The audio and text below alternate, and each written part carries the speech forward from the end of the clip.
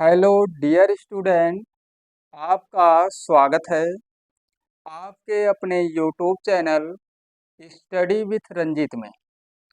आज की क्लास में हम लोग क्लास 10th के मैथ के प्रश्नावली 4.3 के क्वेश्चन को सॉल्व करेंगे। तो चलिए शुरू करते हैं और प्रश्नावली 4.3 का पहला क्वेश्चन सॉल्व करते हैं। प्रश्नावली 4.3 का क्वेश्चन नंबर 1 है, निम्न द्विघात समीकरणों के मूलों की प्रकृति ज्ञात कीजिए। यदि मूलों का अस्तित्व हो तो उन्हें ज्ञात कीजिए। सबसे पहले हमें मूलों की प्रकृति ज्ञात करना है। यदि मूलों का अस्तित्व हो तो उन्हें ज्ञात भी करना है, यानी मूलों को हमें ज्ञात भी करना है यदि मूलों का अस्तित्व हो। तो सबसे पहले प्रकृति हम ज्ञात करेंगे और प्रकृति ज्ञात करने के लिए हमें क्या करना होगा, द्विघात समीकरण का विविक्तर करना होगा। और जिसका फार्मूला होता है, अगर हमें विविक्तर करना है तो उसका जो फार्मूला होता है d बराबर, विविक्तर को हम d से लिखते हैं और d बराबर होता है b² माइनस 4ac। 4ac यही होता है फार्मूला विविक्तर करने का, और इसी से हम मूलों की प्रकृति को ज्ञात करेंगे। मूलों की प्रकृति अगर ज्ञात करना है तो इसी फार्मूले की सहायता से हम मूलों की प्रकृति को ज्ञात करेंगे। अगर d का मान जो है 0 आ जाएगा, अगर d का मान इस फार्मूले पे रखा जाए, समीकरण के जो मान दिए गए हैं अगर उनको यहाँ पर इस फार्मूले पे रखेंगे तो d का मान अगर 0 आ जाएगा, तो वहाँ पर जो मूल होंगे वो वास्तविक होंगे, समान होंगे और परमीय होंगे। अगर d का मान 0 आ गया, d का मान अगर 0 आ गया है तो क्या मूल जो हैं वास्तविक होंगे, समान होंगे और परमीय होंगे। अगर d का मान जो है 0 से बड़ा आ जाए, यानी d का जो मान है 0 से बड़ा आ जाए, तो वहाँ पर भी मूल वास्तविक होंगे, मूल वास्तविक होंगे और परमीय होंगे, लेकिन असमान होंगे। दोनों में यही अंतर है कि अगर 0 आ जाएगा b² माइनस 4ac का मान तो मूल वास्तविक, परमीय और समान होंगे, लेकिन d का मान अगर 0 से अधिक आ जाए, यानी 0 से बड़ा आ जाए, तो मूल वास्तविक, परमीय लेकिन असमान होंगे। वास्तविक होंगे, परमीय भी होंगे, लेकिन असमान होंगे यदि d का मान जो है 0 से कम आ जाए। d का मान जो है 0 से कम आ जाए तब वहाँ पर मूल वास्तविक नहीं होगा। इसमें क्या बताया गया कि d का मान अगर 0 से कम आ जाएगा, यानी 0 से कम आ जाएगा, तो वहाँ पर मूल वास्तविक नहीं होगा और काल्पनिक होगा, यानी जो मूल होंगे वो काल्पनिक होंगे, वास्तविक नहीं होंगे। तो इसी फार्मूले की सहायता से हम पहले क्वेश्चन जो दिया गया है, इसमें जो द्विघात समीकरण दिया गया है, इसके मूलों की प्रकृति को हम इसी फार्मूले की सहायता से ज्ञात करेंगे। अगर 0 आ जाएगा तो मूल वास्तविक, समान और परमीय होगा। अगर 0 से अधिक आ गया तो मूल वास्तविक, परमीय और असमान होगा। और 0 से कम आ गया, यानी 0 से कम का मतलब ऋणात्मक अगर कोई संख्या आ गई तो वहाँ पर मूल वास्तविक नहीं होगा। चलिए सॉल्व करते हैं इसको। जो पहला क्वेश्चन है, सबसे पहले हम मूलों की प्रकृति को ज्ञात करेंगे। जो पहला क्वेश्चन है क्या है, 2x² में है, माइनस में 3x और प्लस में क्या है 5, बराबर में क्या है 0। अब देखिए यहाँ पर अगर हम द्विघात समीकरण का जो व्यापक रूप है ax² प्लस bx और प्लस c बराबर 0, इससे अगर हम तुलना कराएंगे तो a का जो मान है, a का मान आएगा यहाँ पर 2, a का मान 2 आएगा और b का मान माइनस में 3 आएगा। b का मान कितना आएगा, माइनस में 3 आएगा और c का मान कितना आएगा, c का मान 5 आएगा। अब हम क्या करेंगे, हम लिखेंगे d बराबर क्या लिखेंगे, d बराबर बी स्क्वायर माइनस 4ac। उसके बाद b का मान माइनस में 3 है, माइनस में क्या है 3 है, इसका स्क्वायर होगा, माइनस में 4 और गुणे में a का मान रखना है यानी 2 रखना है और c का मान 5 रखना है। अब देखिए यहाँ पर इसका माइनस हट जाएगा, कैंसिल हो जाएगा, 2 बार गुणा कराएंगे और आ जाएगा 9।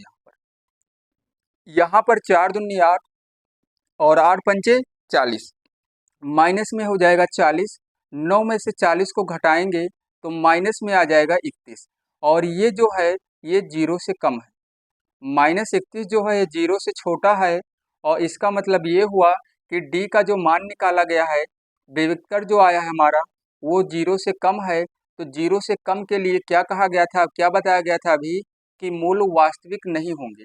तो अब हम लिखेंगे अतः, ऐसे लिखेंगे अतः 2x² माइनस 3x प्लस में 5 बराबर में 0 के मूल वास्तविक नहीं होंगे, के वास्तविक मूल नहीं होंगे। ऐसे भी लिख सकते हैं वास्तविक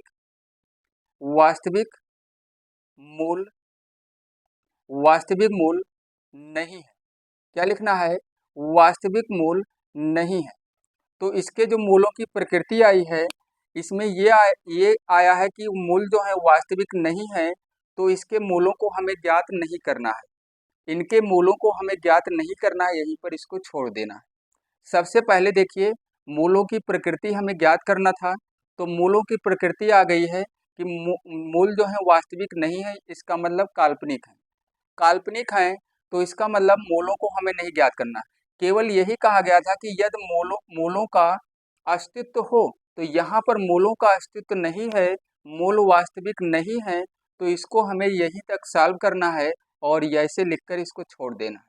अगर मूलों का अस्तित्व होगा तभी हम मूलों को ज्ञात करेंगे। देखिए क्वेश्चन में कहा गया था यदि मूलों का अस्तित्व हो तो उन्हें ज्ञात कीजिए। तो यहाँ पर मूल जो है वो वास्तविक मूल नहीं है, तो बस इतना ही इसमें करना है। और चलिए अब दूसरे वाले क्वेश्चन को सॉल्व करते हैं। दूसरा क्वेश्चन इसमें है, इसमें क्या दिया गया है 3x², क्या दिया गया है यहाँ पर 3x², 3x², इसको हम लिखेंगे ऐसे 3x² माइनस में 4 और रूट में 3x है और प्लस में 4 और बराबर में क्या है 0। सबसे पहले हम ax² प्लस bx और प्लस c बराबर 0 इससे तुलना कराएंगे और जब तुलना कराएंगे तो a का मान यहाँ पर 3 आएगा, b का मान आएगा यहाँ -4 और रूट में 3 आएगा, c का मान यहाँ पर 4 आएगा। हम निकालेंगे d का मान, d बराबर होता है b² माइनस में 4ac। यहाँ b का मान माइनस में 4 और रूट में 3 है, इसका स्क्वायर कर लेना है, -4 यानी 4 गुणे 3 और गुणे में हमें लिखना है 4, 4ac तो लिखा है। तो यहाँ पर जब इसका गुणा कराएंगे तो यहाँ आ जाएगा कितना, इसका 2 बार गुणा कराएंगे तो आ जाएगा यहाँ पर 48 आ जाएगा। कितना आ जाएगा यहाँ पर 48 आ जाएगा और 4 3 12, 12 चौके 48, यहाँ भी आ जाएगा 48। तो यहाँ पर आ गया है 0। तो अभी क्या बताया गया था, जब घटाएंगे तो 0 आ जाएगा। अगर d का मान 0 आ जाता है तब वहाँ पर मूल वास्तविक होंगे, वास्तविक भी होगा, समान भी होगा और परिमेय भी होगा। तो अब हम लिखेंगे, हम क्या लिखेंगे, अतः ऐसे एक लाइन लिखेंगे, अतः क्या लिखेंगे, समीकरण, अतः ऐसे लिख लेंगे समीकरण 3x² माइनस 4 और रूट में 3x है, रूट में 3x है और प्लस में 4 बराबर 0 के दो समान और वास्तविक मूल होंगे। क्या, के दो समान व वास्तविक मूल होंगे, ऐसे लिखना है। अब यहाँ पर देखिए वास्तविक मूल होंगे, इसका मतलब इसके मूलों को हमें ज्ञात भी करना है और मूलों को ज्ञात करने के लिए इसका हमें गुणनखंड करना है। तो चलिए गुणनखंड कर लेते हैं। गुणनखंड करने के लिए इसको हम लिखेंगे, क्या लिखेंगे, अब हम लिखेंगे इसको, लिखेंगे यहाँ पर 3x² माइनस में क्या है, माइनस में यहाँ पर माइनस में लिखेंगे 4 और रूट में क्या है 3x, प्लस में क्या है 4 और बराबर में क्या है 0। इसी का गुणनखंड करके और मूलों को हमें ज्ञात कर लेना है। तो यहाँ पर हमें 3 चौके 12 यानी गुणा करने पर ऐसी दो संख्याएं ज्ञात करनी है कि जिनका गुणा कर दें तो 12 आ जाए और उन्हीं को जोड़ दें या घटा दें तो कितना आ जाए 4√3। तो यहाँ पर देखिए, यहाँ पर इसके लिए हमें क्या करना है, इसको तो लिख ही लेना है। तो अगर माइनस में यहाँ पे अगर 2√3 का गुणा करा दें तो यहाँ पर 12 आ जाएगा, यहाँ पर 12 आ जाएगा और इसको अगर हम जोड़ेंगे तो 4 भी आ जाएगा, 4√3। तो संख्या हमें मिल गई है क्या, 2√3 और 2√3। माइनस लगाएंगे और यहाँ लिखेंगे 2√3, लेकिन साथ में हमें यक्स लिखना है और यहाँ प्लस करेंगे 2√3x और अंत में हमें लिखना है 4, बराबर में क्या लिखना है 0। अब इस यहाँ पर हम क्या करेंगे, मतलब इसका ब्रैकेट खोलेंगे, यहाँ लिखेंगे 3x² माइनस में ये हो जाएगा 2√3x, ये भी माइनस हो जाएगा क्योंकि बाहर माइनस था, 2√3x और प्लस में 4 बराबर में 0।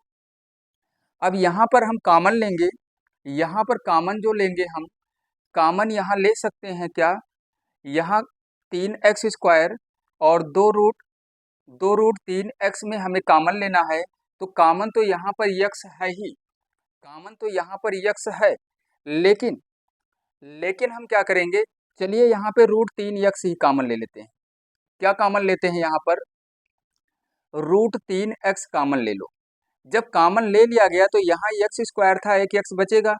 जब 3 में √3 से भाग करेंगे तो ये रूट में 3 आ जाएगा, 3x, एक x बचा यहाँ और ये कैंसिल हो गया, केवल √3x कैंसिल हो गया तो केवल बचा यहाँ 2। इसी प्रकार यहाँ पर अगर हम 2 कॉमन ले लें तो ये 2 तो कट ही गया यानी कैंसिल हो गया, तो √3x ही तो बचा और 2 से 4 को 2 बार में कैंसिल किया गया, माइनस में आएगा 2 क्योंकि माइनस और प्लस क्या हो जाएगा, -2 बराबर 0।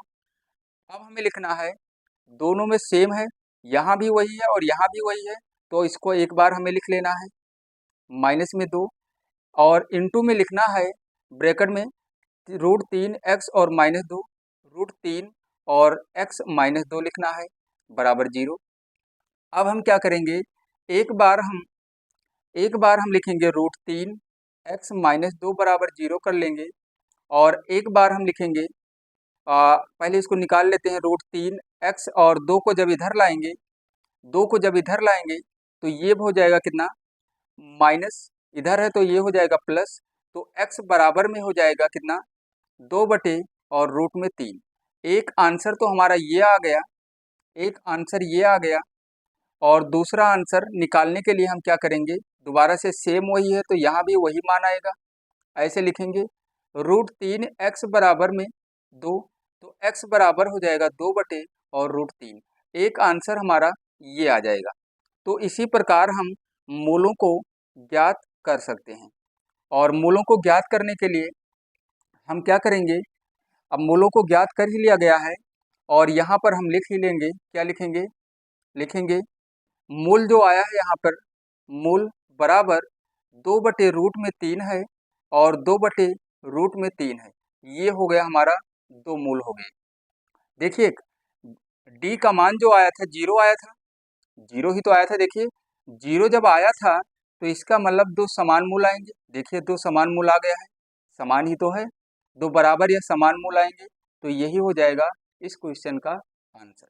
चलिए इसमें जो क्वेश्चन नंबर 1 में एक क्वेश्चन और बचा हुआ है उसको भी सॉल्व करते हैं।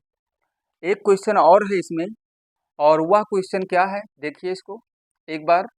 क्वेश्चन जो है यहाँ पर 2x² है, कितना है, 2x² है, लिखेंगे ऐसे 3 number, 2x² minus 6x plus 3, 2x² minus में 6x और प्लस में 3 बराबर में 0। यहाँ पर हम ax² प्लस bx और प्लस c बराबर 0 से तुलना करा लेंगे, a का मान आ जाएगा 2 b का मान आ जाएगा -6 और c का मान आ जाएगा 3। हम लिखेंगे d बराबर b² - 4ac। ऐसे ही तो लिखना है। b का मान माइनस में 6 है तो -6 का स्क्वायर कर लो, -4 गुणे a का मान 2 है और c का मान 3 है। यहाँ पर आ जाएगा 36, 4 दूनी 8 और 8 त्रिक हो जाएगा 24। 36 में से अगर हम 24 घटाएंगे तो आएगा 12 और 12 जो है ये 0 से अधिक है। जब 0 से अधिक है तो यहाँ पर भी मूल वास्तविक होगा लेकिन असमान मूल होगा। क्या होगा? असमान मूल होगा। तो अब लिखेंगे अतः समीकरण 2x² - 6x और +3 बराबर में 0 के दो असमान व वास्तविक मूल होंगे। क्या लिखना है?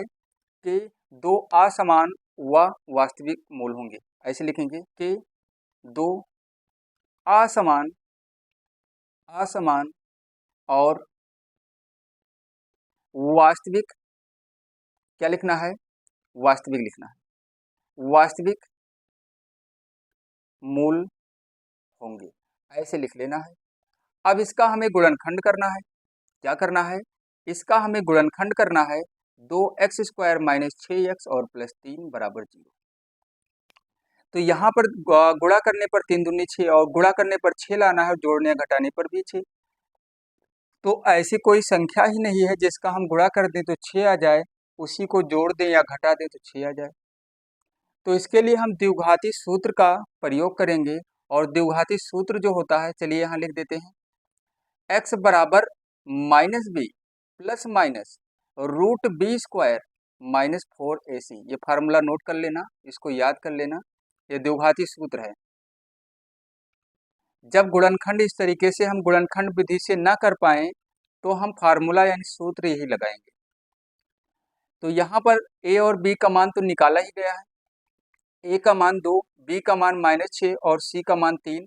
तो हमें कुछ करना नहीं है, केवल एक बार यहाँ फार्मूला लिख लेते हैं। माइनस लिखेंगे b और प्लस माइनस लिखेंगे √b² - 4ac लिखेंगे। बटे में क्या लिखेंगे? 2a। चलिए अब सॉल्व करते हैं इसको। इसी को हमें सॉल्व करना है। ये फार्मूला है, इसको नोट कर लेना और इसको याद करना पड़ेगा, क्योंकि जब हम गुणनखंड विधि से द्विघात समीकरण का गुणनखंड नहीं कर पाते हैं तब वहाँ पर हम इस फार्मूले की सहायता से कर सकते हैं। चलिए, b का मान यहाँ पर है, b का मान -6। फार्मूले में भी, सूत्र में भी माइनस लगा है, ऐसे लिखो। प्लस माइनस और रूट में हमें लिखना है -6 का स्क्वायर यानी b² और माइनस में लिखना है 4 और गुणे में 2 और गुणे में 3। अभी b इसका मान निकाला ही गया, ऊपर 12 आया था, देख लीजिए 12 ही आएगा तो हम लिख लेते हैं एक बार। उसके बाद लिखेंगे 2 गुणे 2 यानी 2a, 2a ही तो है। तो अब हम माइनस और माइनस ये हो जाएगा क्या? प्लस में 6 हो जाएगा। यहाँ पे प्लस और माइनस रूट में आ जाएगा 36 और माइनस में आ जाएगा 24। माइनस में क्या आ जाएगा? 24। चलिए इसको सॉल्व करते हैं आगे। बटे में क्या आ जाएगा? 4, बटे में 4। अब देखिए यहाँ पे 36 में से 12 माइनस हो जाएगा, 36 में से 12 माइनस हो जाएगा तो कितना बचेगा? नहीं, 24 माइनस होगा तो 12 बचेगा। क्या यहाँ पर बचेगा? 36 - 24 यानी 12 बचेगा। 6 प्लस माइनस हम रूट में लिखेंगे 12 और बटे में लिखेंगे 4। चलिए यहाँ सॉल्व करते हैं। इधर इस साइड में बटे में 4 लिखा गया, देख लीजिए। अब हम क्या करेंगे? अब इसके लिए हमें यहाँ पे लिखते रहिए x बराबर अब हमें क्या लिखना है? हमें 12 को हम लिख सकते हैं, ये जो यहाँ पे 6 और प्लस और माइनस लिखा है तो 12 को हम लिख सकते हैं 2√3 भी लिख सकते हैं और बटे में 4। तो अब देखिए आंसर तो हमारा आ गया है, दोनों मूल आ गए हैं, लेकिन कैसे आया? देखिए यहाँ पर प्लस और माइनस दोनों चिन्ह लगा है तो एक बार हम प्लस लगा लेंगे ऐसे, बटे में 4। एक बार हम प्लस कर लेंगे और एक बार माइनस कर लेंगे। यहाँ पे 2 कॉमन भी ले सकते हैं। क्या? यहाँ पर 2 कॉमन भी ले सकते हैं, 2 कॉमन ले लिया गया तो यहाँ पर 3 बचेगा और यहाँ पर √3 बचेगा। बटे में 4 है, 2 से ये 4 कैंसिल हो गया तो यहाँ 2 ही तो आया, यानी x का एक मान आया है 3 और प्लस रूट 3 और बटे में 2, यही तो आया है। और दोबारा से हम क्या करेंगे, एक बार फिर से x का मान निकालेंगे, तब हम यहाँ माइनस करेंगे, माइनस में करेंगे बटे में 4, यहाँ भी 2 कॉमन होगा, यहाँ भी 2 कॉमन होगा और 2 कॉमन होगा, यहाँ 3 बचेगा, यहाँ रूट 3 बचेगा और बटे में 4, इसको कैंसिल किया गया, 2 आ गया, यानी एक यक्स का मान ये आ गया 3 माइनस रूट 3 और बटे में 2। एक आंसर हमारा ये आ गया है और एक आंसर हमारा ये आ गया, 2 मूल आ गए हैं। देखिए 2 मूल असमान आए हैं, एक प्लस में आया है, एक माइनस में।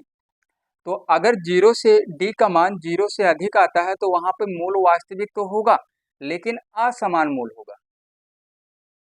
तो इसको एक लाइन लिख लेना, मूल बराबर इतना और इतना, आंसर आ गया है यहाँ पर, तो इसको नोट कर लेना और इसको लिख लेना मूल। चलिए हम लिख देते हैं इसको, कैसे लिखना है, ऐसे लिख लेना है, मूल, जो मूल आया है 3 प्लस रूट 3 और बटे में 2, और एक आया है 3 माइनस रूट 3 और बटे में 2, ये हो गया हमारा आंसर। आंसर तो यहीं पर आ गया था, लेकिन इसको अलग अलग जब करेंगे तो हमारा आंसर ये आ जाएगा, क्योंकि यहाँ प्लस और माइनस दोनों चिन्ह लगा था। तो जब इसको अलग अलग एक बार प्लस करके और एक बार माइनस करके जब निकालेंगे तो आंसर हमारा यही आएगा। तो क्वेश्चन नंबर 1 में 3 ही क्वेश्चन था, तीनों सॉल्व हो गया। जब इसमें यही कहा गया था कि मूल अगर अस्तित्व में होंगे तब उन मूलों को हमें क्या करना है, ज्ञात करना है। जब मूल वास्तविक होंगे तभी हमें ज्ञात करना था। तो जो पहला क्वेश्चन था उसमें मूल वास्तविक नहीं आया था, और जो दूसरा क्वेश्चन था उसमें मूल वास्तविक और समान आया था, यानी मूल उसमें वास्तविक आया था, इसलिए उसका गुणनखंड करके और मूलों को ज्ञात किया गया। ये 3 नंबर जो क्वेश्चन था इसमें भी मूल वास्तविक आया, मूल वास्तविक आया, इसका मतलब इसका भी गुणनखंड करके और मूलों को हमें ज्ञात करना था। तो यहाँ भी मूलों को ज्ञात कर लिया गया, और मूल वास्तविक अगर नहीं होता तो हम मूलों को ज्ञात नहीं करते। बस इतना ही करना था, क्वेश्चन नंबर जो 1 हमारा था उसमें यही करना था। चलिए आगे क्वेश्चन नंबर 2 को भी सॉल्व करते हैं। क्वेश्चन नंबर 2 को देखिए एक बार, क्या है इसमें, क्या निकालना है। इसमें कहा गया है निम्न प्रत्येक द्विघात समीकरण, एक बार देख लीजिए क्या कहा गया है, निम्न प्रत्येक द्विघात समीकरण में k का मान, में k का मान, देखिए k का ऐसा मान ज्ञात कीजिए कि उसके 2 बराबर मूल हो। जिसमें 2 सवाल दिया गया है, यानी 2 क्वेश्चन है, इसको सॉल्व करना है। दूसरे का जो पहला है इसमें दिया गया है 2x² प्लस में क्या है, प्लस में kx और प्लस में 3 बराबर 0। जब हम द्विघात समीकरण के व्यापक रूप से तुलना कराएंगे इस प्रकार, तो a का मान यहाँ पर आएगा कितना, 2 आएगा, b का मान यहाँ पर k हो जाएगा और c का मान यहाँ पर 3 हो जाएगा। अब हम क्या लिखेंगे, क्वेश्चन एक बार देख लीजिए, 2 बराबर मूल हो तो हम लिखेंगे, ऐसे लिखेंगे, ऐसे लिखेंगे, बराबर बराबर मूल के लिए, मूल के लिए, बराबर मूल के लिए b² माइनस 4ac का मान 0 होना चाहिए। अभी पहले क्वेश्चन में बताया गया था, बस इसी पे हमें मान रख देना है, k का मान अपने आप आ जाएगा। b का मान k है तो यहाँ k² कर लो, b का मान k है तो यहाँ k² कर लो, और 4 गुणे a का मान 2 है और c का मान 3 है, बराबर 0। उसके बाद हम क्या करेंगे, उसके बाद k² रखो यहाँ, 4 दूनी 8 और 8 त्रिक हो जाएगा 24, बराबर में 0। उसके बाद हम क्या करेंगे, k² 24 को पक्षांतर कर लेंगे, 24 को जब पक्षांतर कर लेंगे तो यहाँ पर a प्लस 24 हो जाएगा, माइनस हट जाएगा। अगर हम इसका जो स्क्वायर है हटा दें तो यहाँ पर हो जाएगा रूट 24 हो जाएगा। तो 24 को हम लिख सकते हैं, 24 को हम किस प्रकार लिख सकते हैं, 24 को हम लिख सकते हैं 2√6 भी तो लिख सकते हैं, और यही हो जाएगा हमारा आंसर, यही आंसर हो जाएगा। बस इतना ही करना था, यानी जो पहले क्वेश्चन में k का मान आया है 2√6 आया है, तो बस ध्यान रखना है बराबर मूल, मूल के लिए हमें b² माइनस 4ac का मान 0 कर देना है, यानी डी का मान 0 कर देना। चलिए दूसरा क्वेश्चन सॉल्व करते हैं। दूसरा जो है 2 नंबर, इसमें दिया गया है के x into x minus 2 plus 6 दिया गया है। चलिए सॉल्व करते हैं, बराबर 0। तो क्या दिया गया है, के एक्स दिया गया है इंटू एक्स माइनस 2 है और एक्स माइनस 2 है और प्लस में 6 है, बराबर 0। तो सबसे पहले इसको हम सॉल्व कर लेते हैं। क्वेश्चन एक बार देख लीजिए। तो सबसे पहले हम इसका इसमें गुणा करा लेते हैं, ये हो जाएगा के एक्स स्क्वायर, और जब 2 में कराएंगे तो माइनस में 2 के एक्स आ जाएगा और प्लस में 6 और बराबर में 0। इस द्विघात समीकरण के व्यापक रूप से तुलना कराएंगे, और जब तुलना कराएंगे तो ए का मान आ जाएगा के और बी का मान आ जाएगा माइनस 2 के और सी का मान आ जाएगा 6।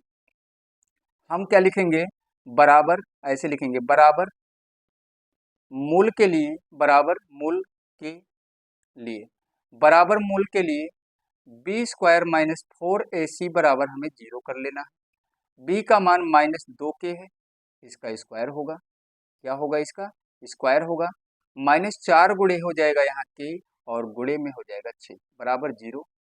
अब यहाँ पर आ जाएगा 4 के स्क्वायर और ये हो जाएगा माइनस में 24 के बराबर में 0। तो यहाँ पर हमें गुणनखंड नहीं करना है, ये कॉमन फैक्टर यहाँ हो जाएगा, केवल हमें कॉमन ले लेना है।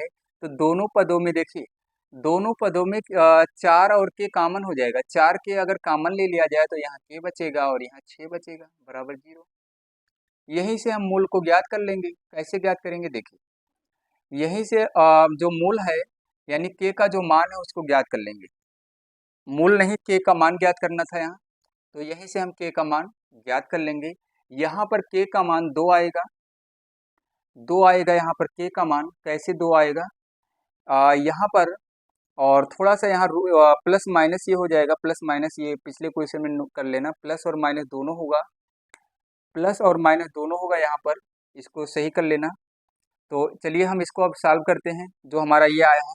तो एक बार 4 के बराबर 0 करेंगे तो के का मान 0 ही आएगा, 0/4 होगा और तो यानी 0 आ जाएगा।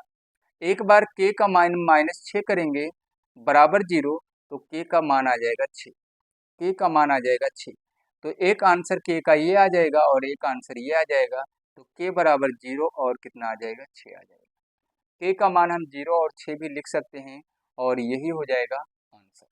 क्वेश्चन नंबर दूसरा जो था, तो पहले क्वेश्चन में यहाँ सही कर लेना, यहाँ प्लस और माइनस दोनों लग जाएगा, प्लस और माइनस दोनों लग जाएगा, यहाँ पे प्लस और माइनस ऐसे लगा लेना, क्योंकि दो मूल के का 2 मान आएगा, यहाँ पर के का 2 मान आएगा, और यानी एक प्लस में आया और एक माइनस में आया, और यहाँ पर क्या आया, के का मान 0 और क्या आ गया है 6। तो यहाँ भी के का मान 2 आ जाएगा, एक 0 और एक 6। बस इतना ही करना था इसमें। बस हमें ध्यान रखना है कि अगर के का मान निकाला गया है और क्वेश्चन में ये कहा गया था कि बस इतना ही ध्यान रखना है, बराबर मूल के लिए हमें कुछ नहीं करना है, केवल बी स्क्वायर माइनस 4ac बराबर 0 कर देना है, यानी डी बराबर 0 कर देना है, तभी तो दो बराबर मूल आएंगे। तो हमारा आंसर इस प्रकार आ जाएगा, बराबर मूल के लिए बी स्क्वायर माइनस 4ac बराबर 0। बस यही करना है। तो कोई प्रश्नावली जो 4.3 है, इसमें पहले और दूसरे क्वेश्चन को सॉल्व किया गया है आज की क्लास में, और बाकी जो बचे हुए क्वेश्चन हैं उनको अगली क्लास में सॉल्व करेंगे, उनको हम अगली क्लास में सॉल्व करेंगे। तो क्वेश्चन नंबर 1, इसमें 3 क्वेश्चन को सॉल्व किया गया है, और क्वेश्चन नंबर जो 2 था इसमें 2 क्वेश्चन को सॉल्व किया गया है। तो आज की क्लास में बस इतना ही, फिर मिलते हैं अगली क्लास में।